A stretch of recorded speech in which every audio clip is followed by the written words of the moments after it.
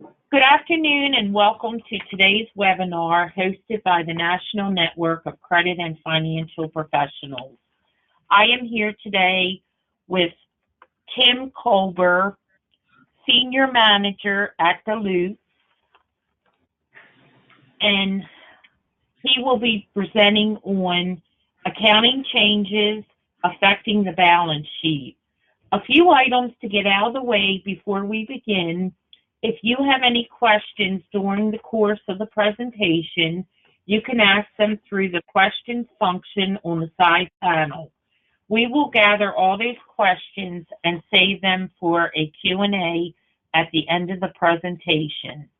If you are looking for a copy of the slides to follow along today, they are available through the handout section in your side panel. We will also be sending a copy through email after the presentation is complete. The last item is that we will have a brief survey that pops up after the webinar ends. It only takes about 30 seconds to fill out, but it gives us a lot of great information on how we can continue to make our webinars better for you. Now, Ken Frisco will give you a brief intro of our speaker. Okay, thanks, Sharon. Tim is a senior manager in Deloitte & Touche National Office Accounting Services Group, which is located in Stamford, Connecticut. In this role, he monitors the activities of the various accounting, standard setting, and regulatory organizations, updates firm guidance, supports engagement teams on technical accounting matters, and writes internal and external publications. Tim's primary areas of specialization include lease accounting and employee benefit plans. He graduated from LaSalle University with a Bachelor of Science degree in accounting and is a licensed CPA in both Pennsylvania and Connecticut, and is a member of the American Institute of Certified Public Accountants and the Pennsylvania Institute of Certified Public Accountants. At this point, I'd like to turn it back to Tim to begin his presentation. Thank you very much, Ken, for that introduction. Good afternoon, everyone. Right now, we are in a period of epic change in the world of accounting. We're getting ready to implement the new revenue recognition standard, and in about 8 months for public business entities, the new lease accounting requirements will become effective. The first thing I'm going to do is provide a quick review of the core leases model, just to level set and have a nice dialogue on the impact that the new requirements will have on an entity's financial statements. To start off with the big picture, and this is probably the most important slide in the entire presentation, this summarizes how the standard itself will impact preparers from both the lessee and lessor perspective. So from the lessee perspective, substantially all leases will be coming on the balance sheet by what's called the right of use asset approach. The lessee will recognize its pro rata portion of the asset that it will use for a period of time, and then it will also recognize an obligation. From the lessee perspective, there will be two types of leases. There will be a finance lease, which will be very similar to today's capital lease, and an operating lease, which will have a similar expense profile, but the operating leases of tomorrow will come on the balance sheet as well. From the lessor perspective, most of the changes to the lessor model are being aligned to the new revenue recognition standard. And when you think about it, it makes sense. From the lessor perspective, lessor activity is a revenue generating activity, so the principles underlying the revenue or the lessor model should be similar to the revenue recognition model. The third box down, the FASB tried to make things easy. I've had the opportunity to follow the standard setting for the last 6 years. So I've seen both iterations of exposure drafts, and then the final standard was issued last February. And the FASB truly did try to make things easy. When it comes to classification, the criteria are very consistent with what we have today. When it comes to reassessment, there are only limited instances where the right of use asset and liability would be reassessed, versus reassessing whenever there's a change in cash flows, as some of the earlier exposure drafts had stated. And then when it comes to transition, the FASB has provided a number of practical expedients to help alleviate the burden of implementing the standard, and the standard setting in that area continues to evolve, which we'll talk about in a few moments.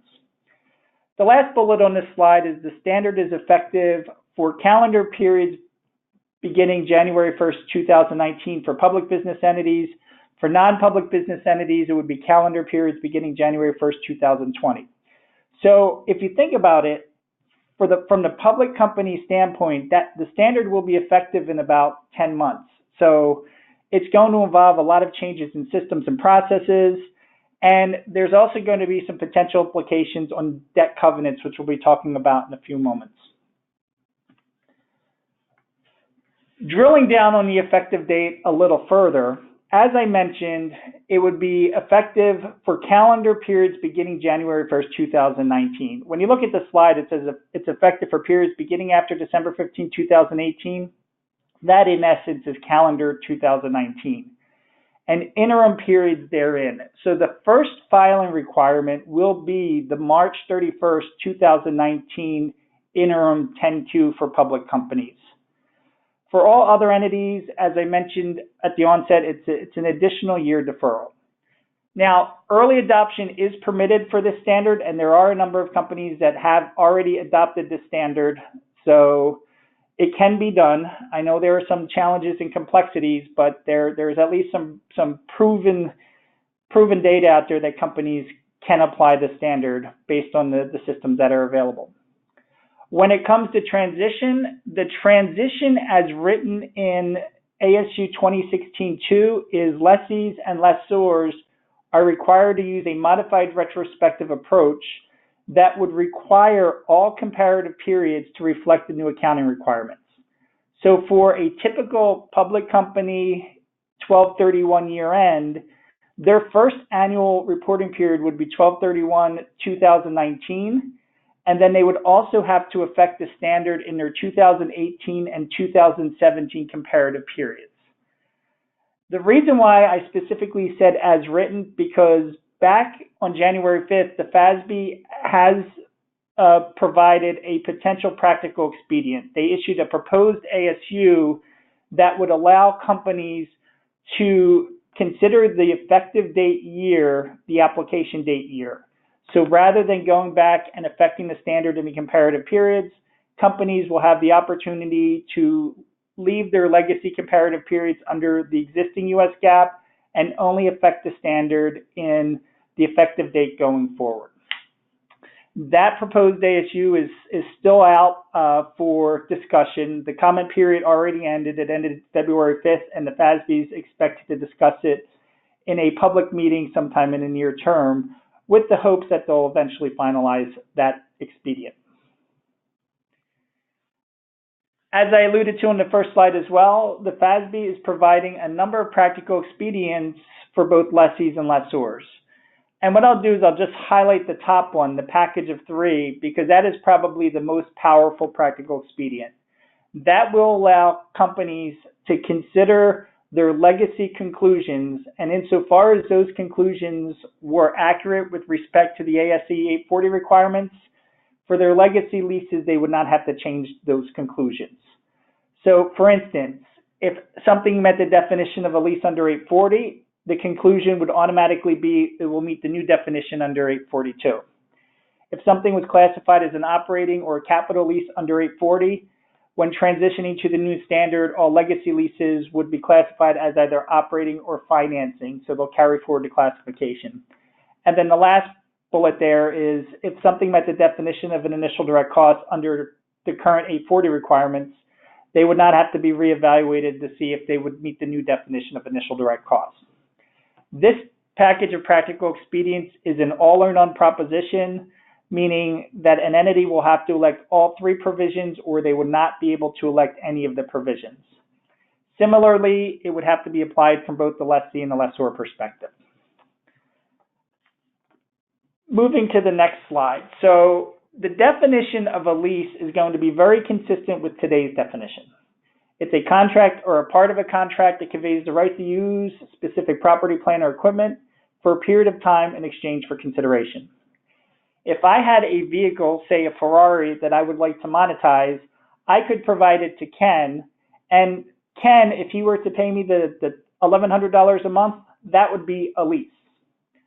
For a contract to be or contain a lease, you have to have an identified asset, and the arrangement has to convey the right to control the asset to the customer.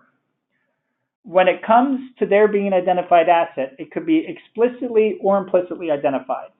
Explicit identification is probably the easiest to understand. In my Ferrari example, the vehicle would have a VIN number.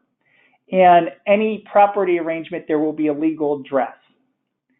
The implicit specification is a little more challenging to understand. Implicit specification would happen when the asset does not have a unique identifier, but once it's made available for use exclusively to a customer, then that would be implicit identification. We're finding that a number of technology agreements that requires that a dedicated server be provided to store customers' information, that is meeting this implicit identification determination.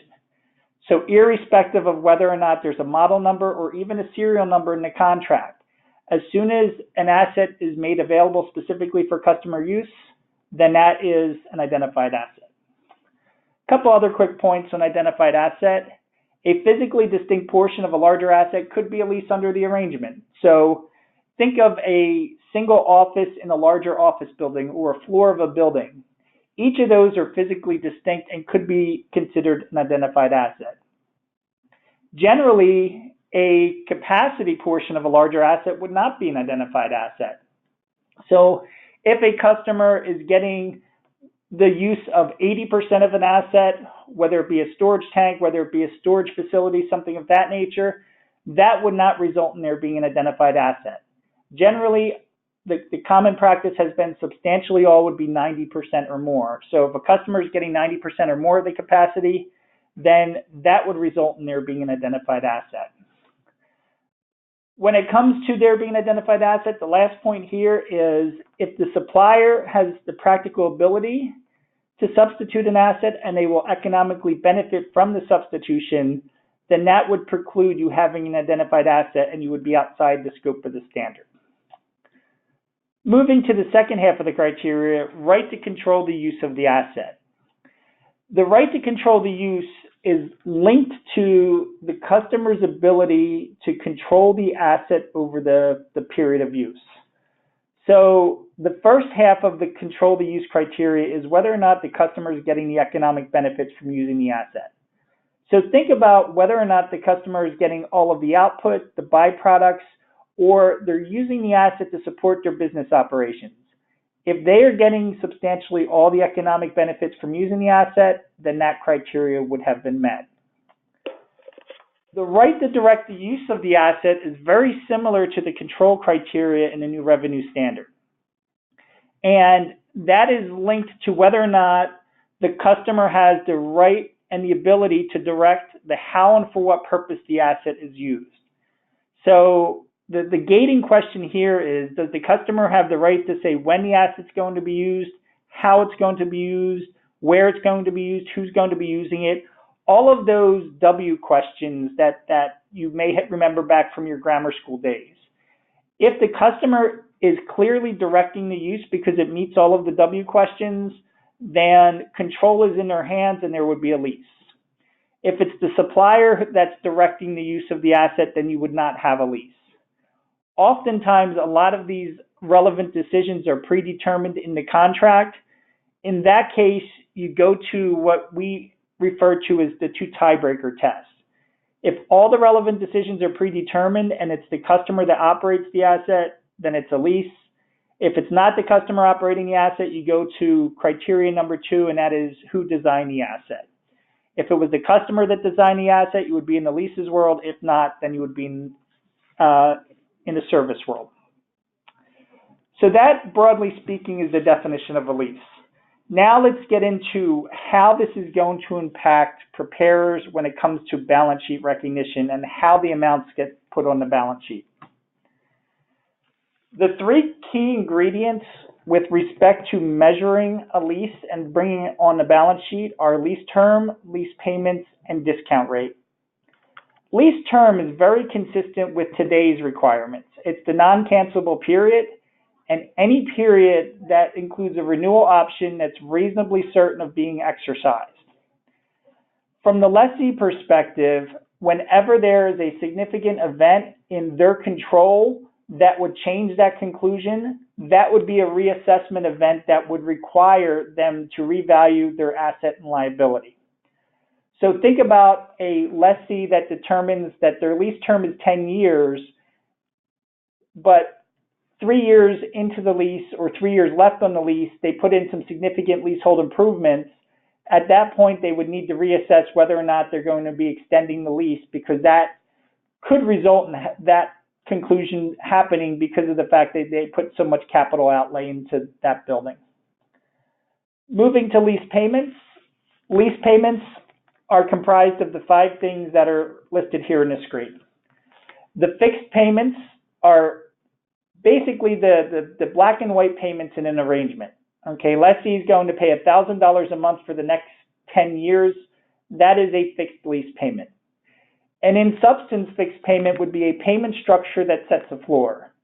Let's just say the lessee is going to pay 2% of gross sales, with the minimum being $1,500 a month. Since that $1,500 a month is a floor that was established, that would be an in substance fixed payment. When it comes to variable payments that are based on an index or a rate, if that index or rate is known at commencement, would be considered a lease payment for the purposes of determining your asset and liability. Variable payments based on usage and performance, such as machine hours or percentage of sale, that would not be included as part of the right of use asset determination. Rather, that would be expensed as it's incurred by the lessee or recognized as income as earned from the lessor. Residual value guarantees, they're accounted for very similar to today's accounting, with one caveat. Under today's accounting, the face amount of the residual value guarantee would generally represent a lease payment from the lessee perspective. Under tomorrow's accounting, it would be the amount that's probable of being owed to the lessor at the end of the lease term. So in my Ferrari example, if Ken was guaranteeing that the Ferrari would be worth $125,000 at the end of the lease term, if that's what the contract said the guarantee was, but Ken estimates that the value of the Ferrari is going to be $100,000, the residual value guarantee that would be considered a lease payment would only be $25,000, which is the difference between the face amount of the residual value guarantee and what Ken thinks will be owed. Purchase and termination options are accounted for very similar to renewal options. If it is deemed to be reasonably certain of being exercised, then the purchase option strike price will be considered a lease payment. Any termination penalty would be considered a lease payment as well. Discount rate is probably the area where we're getting the most questions, because from the lessee perspective, they first need to figure out if they have all of the information to determine the rate implicit in the lease, and generally that's not the case. So the default would be the incremental borrowing rate based on a collateralized amount that would be needed to cover the lease payments over the lease term. For cash-heavy entities or companies that really don't have a lot of borrowing, they're struggling getting a collateralized borrowing discount rate, because they, other than reaching out to the banks, they don't have the information at their fingertips in their mind. So there are the ingredients. When it comes to classification, from the lessee perspective, as I mentioned on the first slide, you can have either an operating lease or a finance lease. From the lessor perspective, you can have either a sales type direct financing or an operating lease. The 5 classification criteria that are on this screen are very consistent with the 5 classification criteria that exist under IAS 17 today, so the IFRS equivalent of today's model. And at the time that classification was deliberated, both boards were looking towards having a converged standard. So the FASB decided that they want the classification criteria to be consistent with what people are used to. And for convergence purposes, we'll shift to the 5 criteria that you see on the screen. Lo and behold, the convergence efforts went a bust. The FASB and ISB each went their own ways, but the FASB decided to keep this 5 classification criteria. But you'll notice, based on that light blue bar on the bottom, In the implementation guidance of the standard, they explicitly call out the fact that a reasonable approach to applying the lease term and lease payments criteria would be to use the bright lines of today, so either the 75% or 90% test. What we're finding is most of our clients are going to continue using the bright lines, and insofar as they do it consistently, that would be a reasonable approach to applying the classification criteria. Moving towards how the leases get recognized on the balance sheet. So the initial measurement is exactly the same for both finance and operating leases. The lease obligation is the present value of the lease payments not yet paid, so the remaining lease payments in the agreement. The right of use asset is that lease obligation adjusted for any initial direct costs, any lease incentives, and any prepaid lease payments. The subsequent measurement of the liability is exactly the same, irrespective of whether or not you're a finance or an operating lease. The subsequent measurement of the right of use asset depends on lease classification. If the lease is classified as a finance lease, you will have a front-loaded expense profile. If it's classified as an operating lease, the expense profile will generally be on a straight-line basis. Keep in mind, leases that have a term of 12 months or less do not have to be recognized on the balance sheet. This is a recognition exemption that the standard provides for lessees and only lessees. Now, a couple of caveats. When it comes to the short-term lease exception, if a company elects a short-term lease exception, it does not mean that they're outside the lease accounting requirements. It just means they don't have to put it on the balance sheet. There are certain short-term lease disclosures that are required. Caveat number 2 is this election is by underlying asset class. So if an entity decides that they're going to do it for all of their vehicle leases, they have to consistently apply the short-term exemption for all of their vehicle leases on a go-forward basis. They can't cherry pick and decide that they'll do it for one portfolio but not another portfolio. This next slide is probably one of my favorite slides because this illustrates in detail exactly how the math works. So assuming that a lessee enters into a 3-year arrangement with 3 payments of year 1 being $15,000, year 2 $20,000, or I'm sorry, year 1 $10,000, year 2 $15,000, and year 3 $20,000, the initial measurement of the right of use asset using the 8% discount rate that's been provided would be $38,000. So the right of use asset, lease liability for both finance leases and operating leases will be exactly the same. From the finance lease perspective, the right of use asset will be amortized on a straight line basis in a manner similar to any other PP&E that's owned. The interest expense will be calculated using the effective interest method, and you'll notice that the combined lease expense, interest, and amortization is greater in the earlier years and cascades to a lower amount by the end of the lease term. On the income statement, similar to capital leases of today, there'll be an interest component and an amortization component. So both of these amounts get added back for EBITDA purposes. Moving over to the dark green side of the screen, the operating lease is a matter of getting a straight line lease expense. So you get the 3 payments of 10, 15, 20, add them together, divide it by 3. That results in a $15,000 a period expense.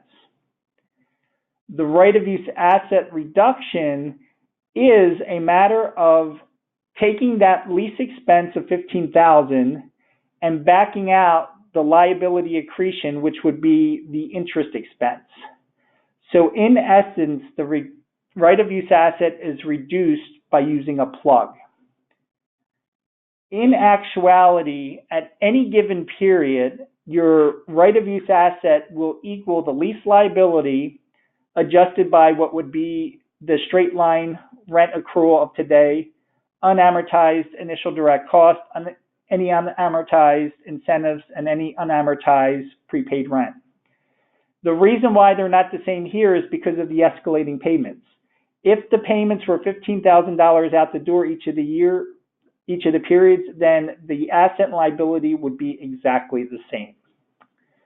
One last point on the slide, when it comes to the operating lease, rather than having an interest component and a amortization component, you will only have a single lease expense component that is up in operations.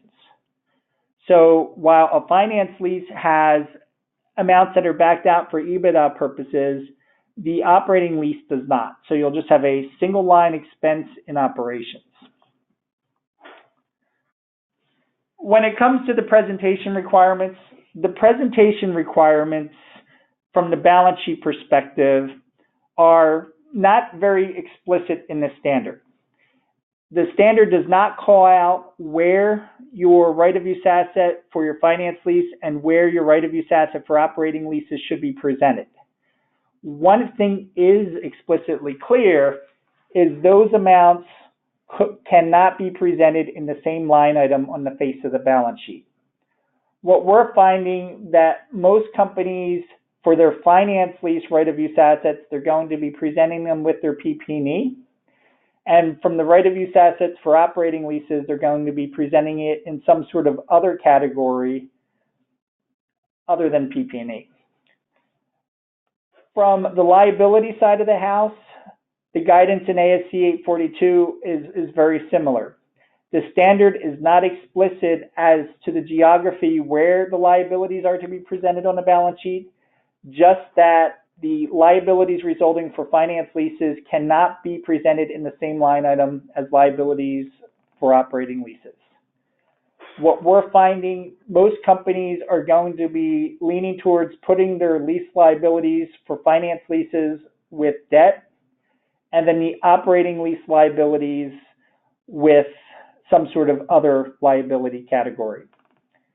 From the standpoint of the standard explicitly calls out when there is a classified balance sheet, you will have a current and a non-current portion for your liabilities, just like any other liabilities. And that will have an impact on ratios and the like, which we'll talk about in a little bit. From the income statement perspective, we already touched on this briefly. From the finance lease perspective, you will have amortization expense and interest expense. It gets backed out for EBITDA, and it's accounted for in a manner very much similar to debt and the depreciation of an asset that is owned. From the operating lease perspective, single line expense item in operations, it's included in your net income, and it does not get backed out for EBITDA. From the cash flow statement perspective, the accounting is very similar to today's accounting. So for a finance lease, you'll have the principal component that will be reflected as an outflow for financing activities. The interest component will be an operating activity, an outflow for operating activities. With respect to your operating leases, all cash outflows will be an operating activity. One question that we've gotten a number of times with respect to the comparative look-back period, if a company decides that they're going to go with the transition approach that is consistent with what's drafted in 2016-2, so your comparative periods will be reflecting new requirements, why not start with January 1st, 2018 versus going back to January 1st, 2017, because the P&L is not really supposed to change significantly. And the answer to that question is, for cash flow purposes, you need the beginning balances as of January 1st, 2017 to figure out the changes in the various balances that will be flushed through the cash flow statement. Okay, moving to the next slide. So that is the presentation requirements. When it comes to the disclosure requirements, think about what today's requirements are. Today, there is very little disclosure that is in the financial statements or the notes. A lessee is required to disclose its periodic expense, its cash flows related to the maturity of its leases over the next 5 years and then thereafter, and any significant one-off transactions like sale-leaseback or build-to-suit arrangements. Under tomorrow's accounting, the standard includes a disclosure objective that highlights what a lessee and a lessor must do when it comes to its disclosures. And in short, the disclosures are to enable the financial statement users to better understand the amount, timing, and uncertainty related to the cash flows arising from its leases. And the way they're going to get there is the list of qualitative and quantitative disclosures that are listed in that green box. The first four in that green box are qualitative. So those are the narrative disclosures that will be included in the lease's footnote. When it comes to the quantitative disclosures, that is what's shown on the right-hand side of the screen, and that's directly from the standard. So the lease's disclosure, it looks as though it's going to be robust enough to be very similar to almost its own standalone financial statement if an entity includes every one of these lines. So the disclosures are going to be a lot more robust. From the capital markets perspective, it's definitely going to provide a lot more information for creditors and lenders, and that is the overall objective of the standard, to provide enough information so users can make some informed decisions about their investments, about credit that it's offering, etc. Now we're going to shift into what are the other implications of the new model. So, and the first thing I'm going to do is highlight the FASB's view with respect to debt covenants and how the new requirements may impact debt covenants. This was a pretty significant discussion that was raised during redeliberation. How will lenders, how will bankers view the new operating leases from the standpoint of debt covenants? So, since 842 requires the lessee to recognize more liabilities and the corresponding asset, okay, the big question out there is, how is this going to impact all of our metrics, including debt covenants? So the board, through its outreach, addressed a lot of these concerns, okay? They are of the view that even though mathematically, if these were considered liabilities that would be considered for debt covenants, that maybe it could trip debt covenants, there are a lot of mitigating factors that are out there that could mitigate these issues. Firstly, a lot of the lease agreements out there will either have a frozen gap provision or a semi-frozen gap provision that would result in a meeting of the mind, so to speak, on the implication of tripping debt covenants.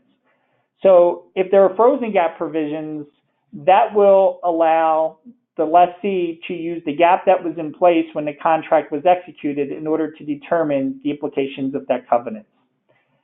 A semi-frozen gap provision requires that both parties actually go negotiate in good faith if a covenant is violated in order to try to resolve the situation. When it comes to the outreach that the FASB did with lenders directly, they found that most lenders are of the view that they would not want to violate any of their good customers just because of a technicality of a change in US GAAP. So even if there wasn't a frozen gap provision, there's a strong belief out there that most lenders would not look at a violated covenant due to the change in GAAP as being a significant issue. The third thing I want to highlight on the right blue side is the fact that when you think about 842 and how the liabilities are presented, keep in mind what I had mentioned a little while ago. When it comes to operating lease liabilities, they are not going to be presented with debt. The FASB strongly believes that they are not really consistent with debt, that they are viewed as operating liabilities. That is the backdrop. That could be one potential way that lenders can get comfortable that these amounts won't impact the debt covenants overall. And then the last thing I want to highlight, so the standard was issued back in February 2016. Due to the nature of a lot of lease agreements, a number of leases probably would have expired. A lot of agreements may have been renegotiated, and a lot of agreements still can be renegotiated over the next year or so. So any areas where there could potentially potentially be debt covenant issues, the FASB highlighted the fact that there's probably enough time for companies to reach out to their lenders and renegotiate these arrangements. That's a long-winded way of getting to what's in that left-hand side of the screen, and that is, while the FASB is clearly of the view that the lease liabilities related to the operating leases would be outside of debt and lenders will probably view them as such, they really don't have the ability to dictate how lenders will view these amounts. So what we're recommending to the stakeholders out there is you should probably reach out to your lenders. So customers should reach out to their lenders and figure out how they're going to view the operating lease liabilities going forward. And if there's a need to amend a contract, that now may be the time to consider doing that.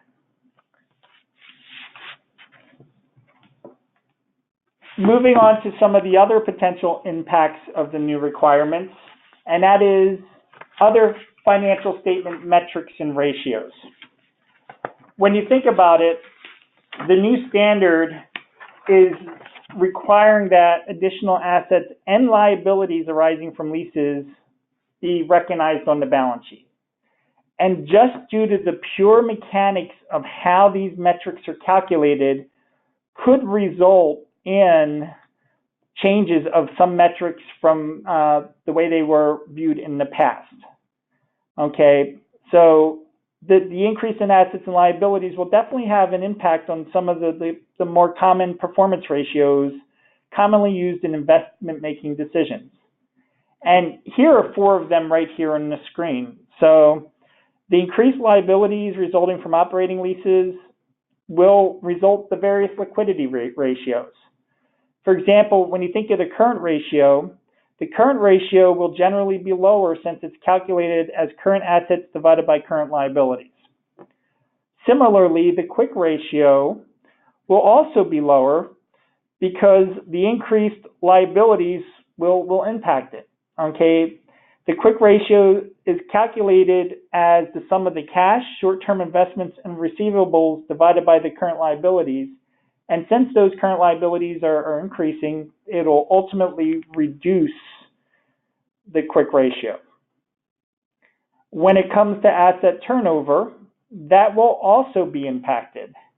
The increased total assets due to the addition of the operating lease right-of-use asset will have the effect of resulting in a lower asset turnover, which is calculated as the net sales divided by the average total assets. And then finally, when it comes to working capital turnover, since part of the lease liability is classified as current, the overall working capital may be reduced. The net impact of this would be higher working capital turnover, which is calculated as revenue divided by the average working capital. Again, the bottom line here is the mechanics of the various calculations for the metrics and ratios commonly referred to will result in different answers due to the changing assets and liabilities that are recognized on the balance sheet.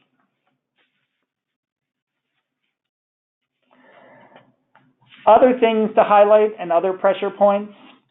There's been a lot of questions raised by various stakeholders on how do you apply a materiality threshold to leases.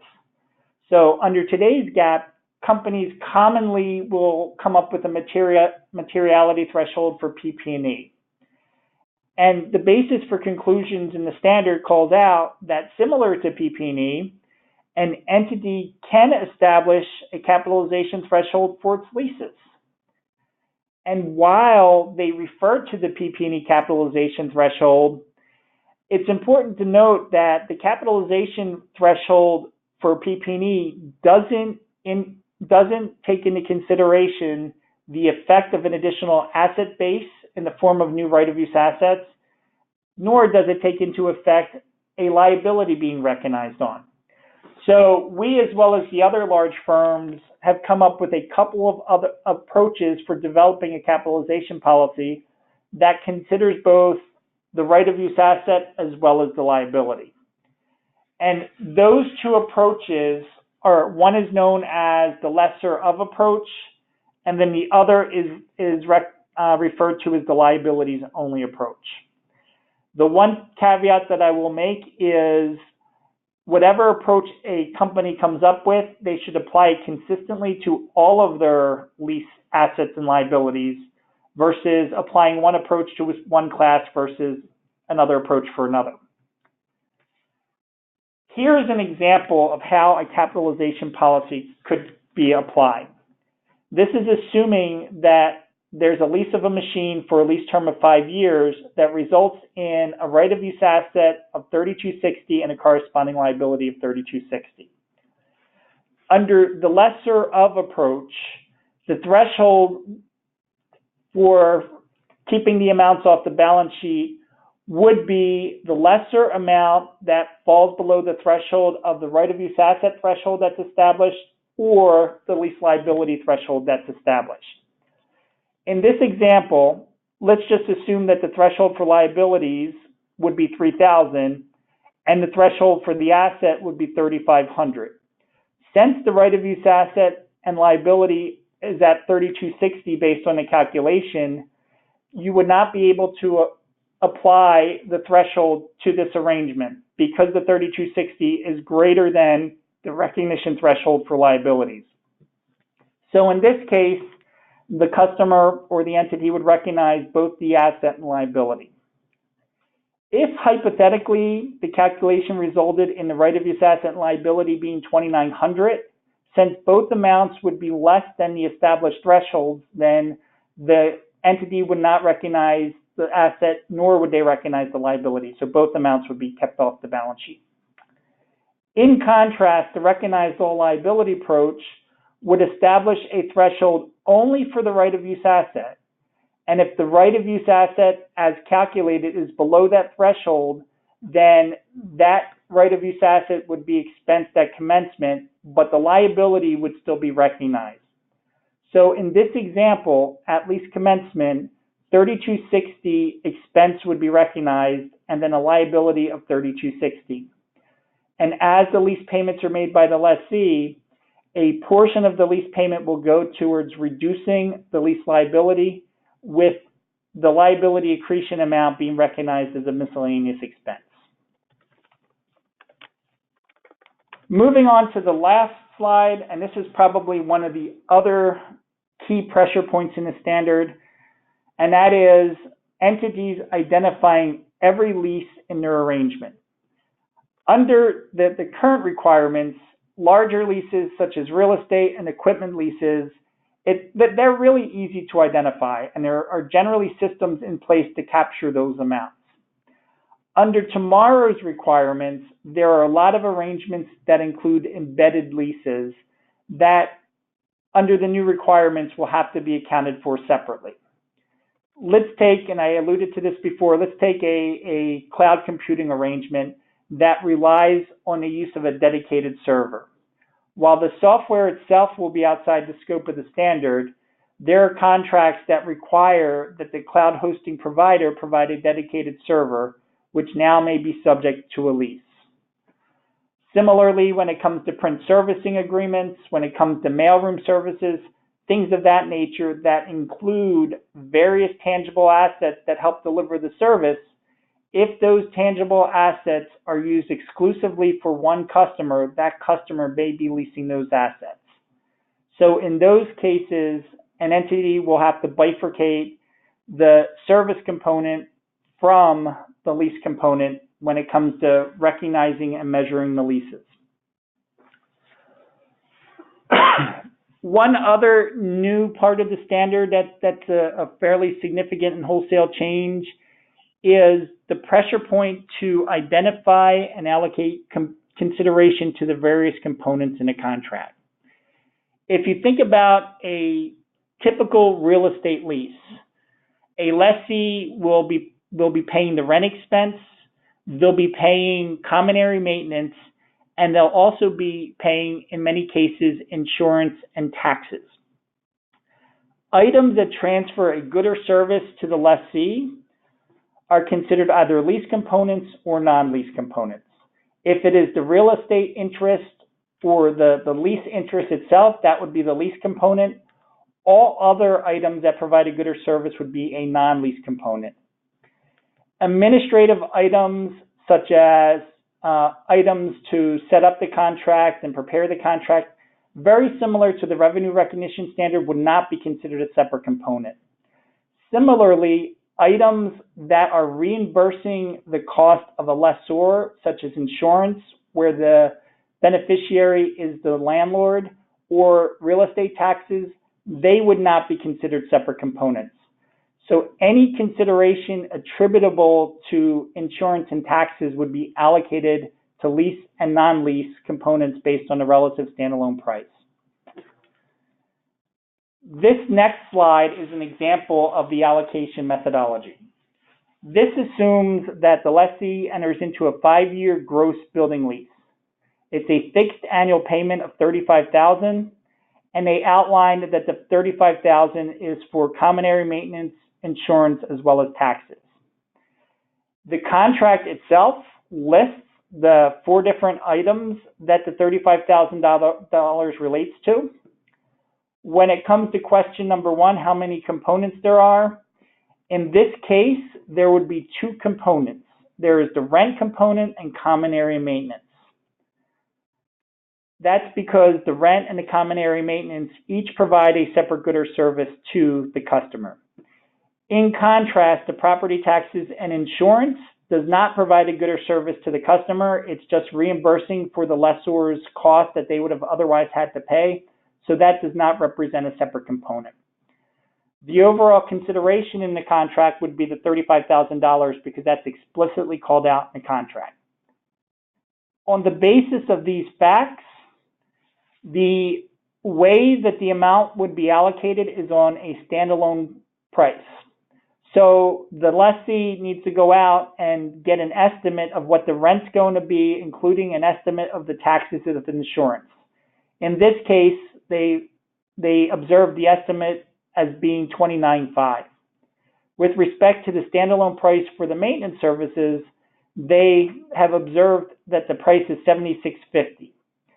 So based on the relative standalone price of each of these items, you apply that to the $35,000, and you can see how the consideration is allocated between the rent and the maintenance.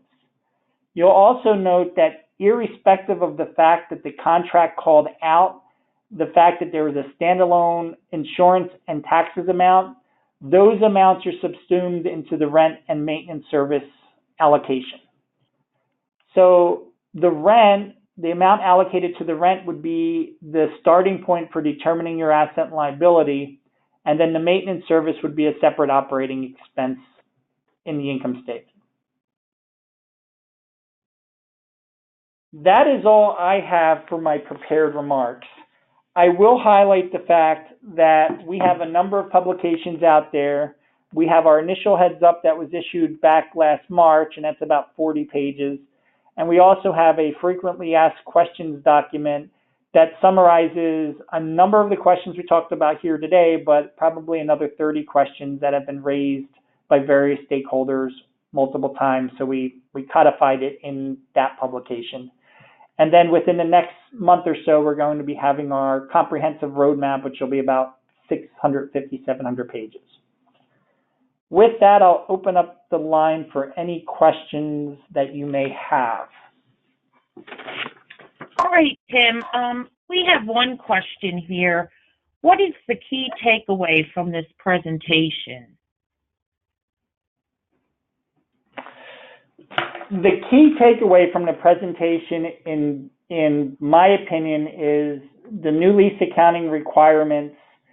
It's a wholesale change to how preparers will reflect in their financial statements their lease accounting activity. From the preparer's standpoint, there will be a number of complex assumptions that they will need to determine in order to reflect the amounts in their balance sheet. From the users of financial statements, it will be best to understand and come up with your views on how you will assess the greater liabilities that are put on an entity's books. If you feel as though that the liabilities are more debt-like unlike the FASB has alluded to in the basis for conclusions, then that may change your perception on the financial conditions of your investees, of the companies that you're lending to, etc. But the key takeaway is just understand that it's a wholesale change that's going to be impacting every company out there, and understanding how you're going to reflect those changes in your decisions is going to be key. All right, Tim. There are no more questions at this time, but if anyone would have any questions, when I send the PDF version of the webinar presentation, I will include Tim's email address. We are going to close today's webinar. I would like to thank Tim for taking the time to present to our group, and thank all of today's attendees for taking the time out of their day to join us. Thank you all again, and we look forward to seeing you at our next webinar.